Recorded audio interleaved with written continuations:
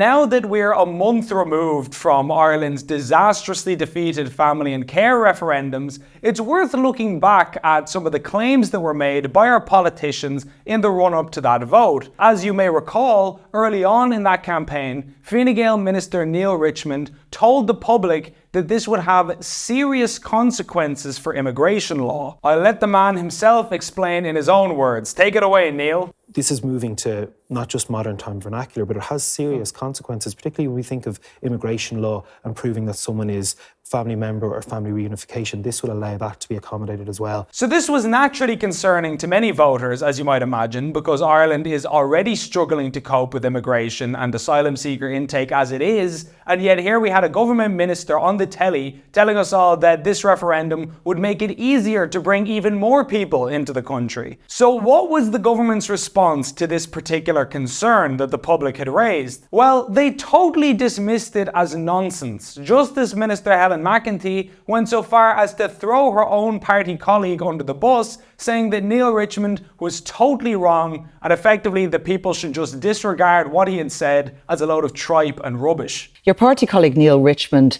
said when speaking about this referendum that it has serious consequences, particularly when we think of immigration law and proving that someone is a family member or in cases of family reunification, that it will have consequences.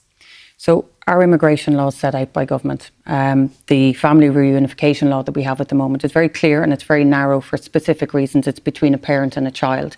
That's not going to change because of this referendum. So Neil Richmond was wrong there, was he? Well, yes, because this is not going to change the laws that we have now.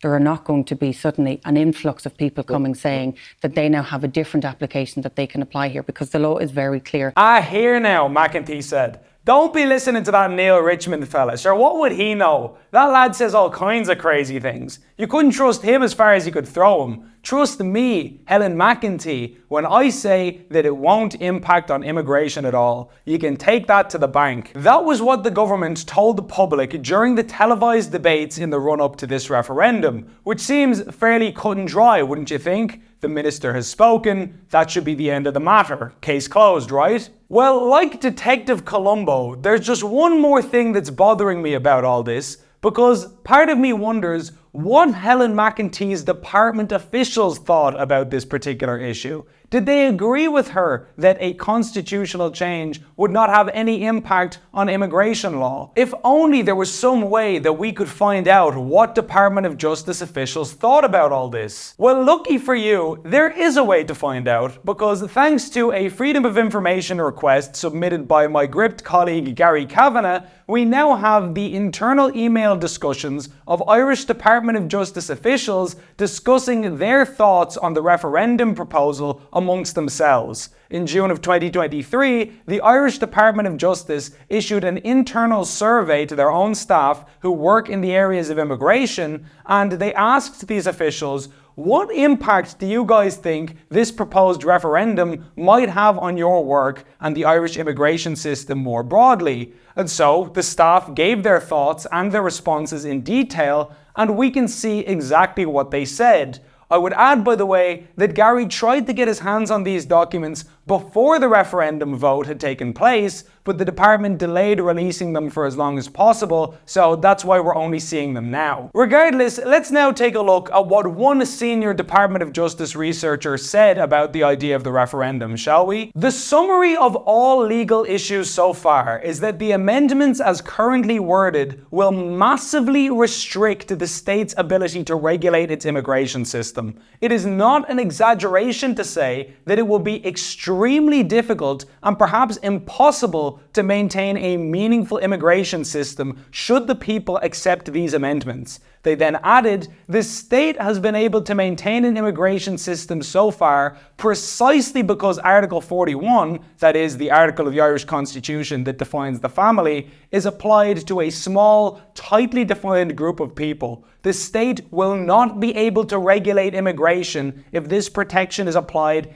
any more widely. While I did not seek observation on non-legal issues, All units who have returned the survey so far have emphasized the extremely severe and extremely concerning effects of either or both of these referendums on their resources. Now that's strange. So this senior Department of Justice official thought that expanding Article 41 of the Irish Constitution could potentially destroy Ireland's ability to have a functioning immigration system altogether and would have, quote, extremely concerning effects on the state's immigration resources. Now, does that sound like what Minister McEntee said during her debate? This is not going to change the laws that we have now. No, that sounds like an irreconcilable and mutually exclusive contradiction. But hey, look, maybe that's just one official's opinion. Other officials might have had different views. So let's take a look at another one of these, and maybe this one will be totally different. One question in the survey was,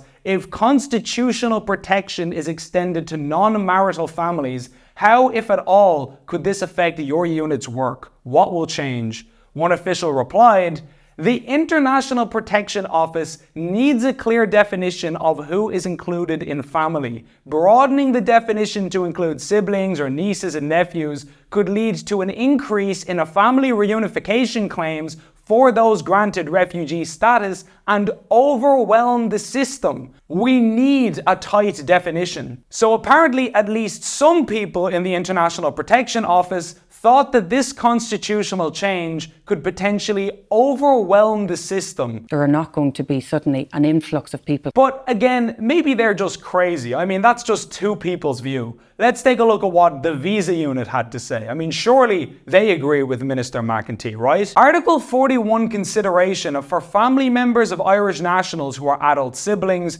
cousins, nieces, nephews, adult children, parents, grandchildren would be required. We would also probably see a large increase in joint family visa applications in all categories, but particularly for other family members, as we would have to assess an extended family member making an application under the other family member category as favourably as a spouse or partner or a minor child of the sponsor. It may also increase litigation, as A, we would no longer have a clear definition of family member for Irish visa purposes, and B, the proof of relationship is going to become far more complex and labour intensive to consider and analyse. We will be left in a legal grey area for several years while waiting for legal precedents to be established, which will create yet more delays and backlogs. It will also create massive legal costs to the department and to the state while this is being adjudicated by the courts. There are not going to be suddenly an influx of people.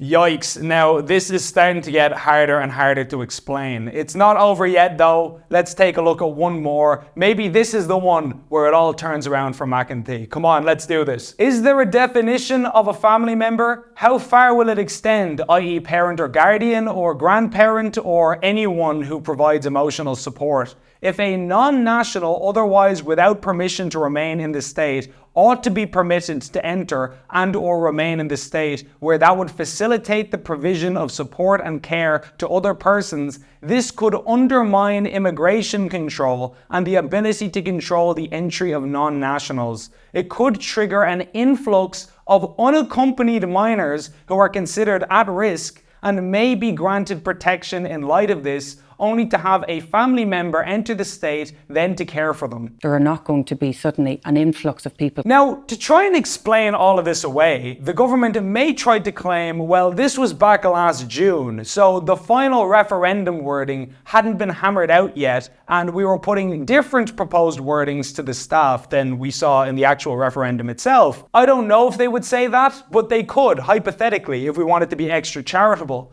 But even in that scenario, that doesn't get them out of trouble here, because many of these submissions, like this one for example, refer to the impact of any broadening of Article 41 of the Constitution. So regardless of what wording they were proposing, the concerns still apply. So I think it's pretty fair to say that by writing immigration concerns off as some kind of red herring that has no basis in reality, the government clearly misled the public. And McEntee is not the only minister to do so either. The state always reserves the right in terms of migration and does so through migration law. So I'm not making comments on sort of you don't specific red recognise herrings his as a that you're family. introducing. It's not a red herring. The immigration question is very much a red herring. Equality Minister Roger O'Gorman made a similar apparently false claim in the run-up to the referendum when he was asked, do you accept Michael McDowell's proposition that this has huge implications for many areas, including tax law, social welfare law, family law, succession law, pensions law, and immigration and residence law?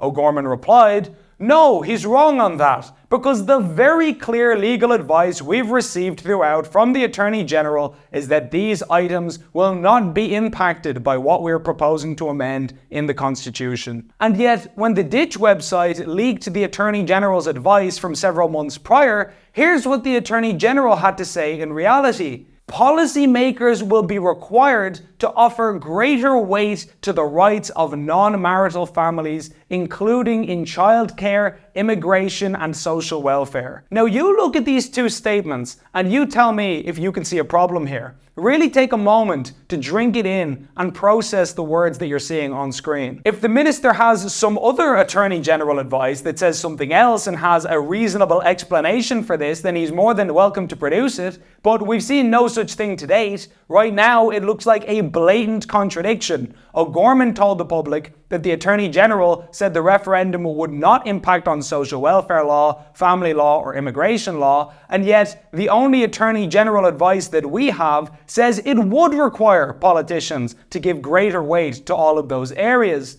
So putting all of this together then, the government swore and insisted consistently that the referendum would not impact on immigration, and they denied it vehemently until the bitter end. And that whole time, they knew damn well that their most trusted experts, including the Attorney General, senior Department of Justice officials, a government minister, i.e. Neil Richmond, and one of the most senior legal experts in the country, Michael McDowell, were saying that there would, in fact, be an impact on immigration. How is that not misleading the public? We could also look at then Taoiseach Leo Varadkar's claim shortly before the referendum that the reason the government chose the term durable relationships is that it's a phrase which already exists in European law, and so there's legal history and jurisprudence there which would make its meaning less ambiguous than people were making it out to be.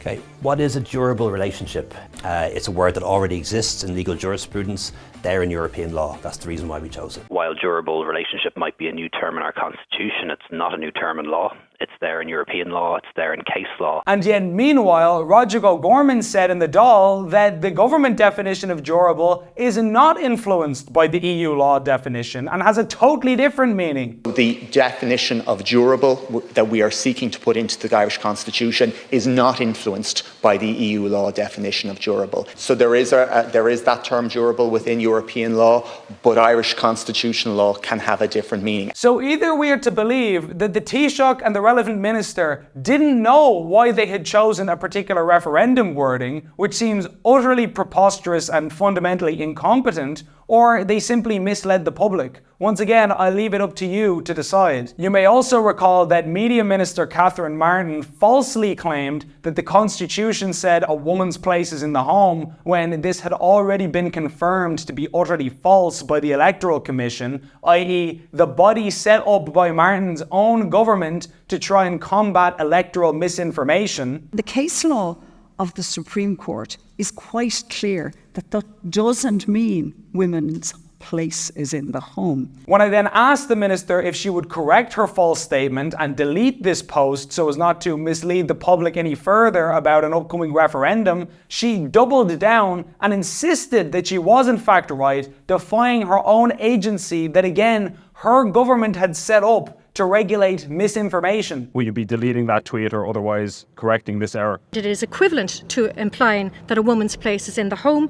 Modern Ireland has no place for that. But do you not accept that Justice Murray Baker, the Supreme Court judge who is the chair of the Electoral Commission, said in an interview in the Irish Mail on Sunday that you were incorrect about this? She said that you're simply wrong in your interpretation of the Constitution. This is a body that your government set up to fight misinformation around electoral events like this.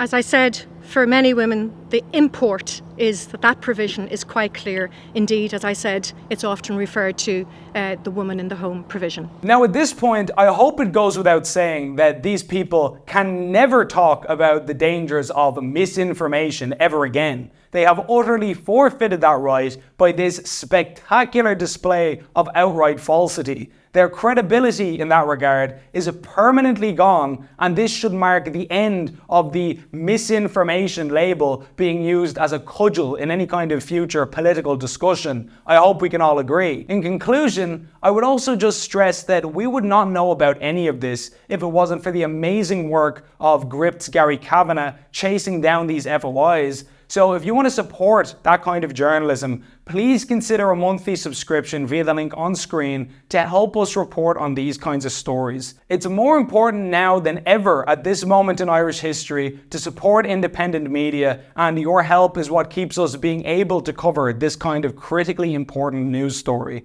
My name is Ben Scallan, and you've been watching Gript Media. As always, thanks for watching.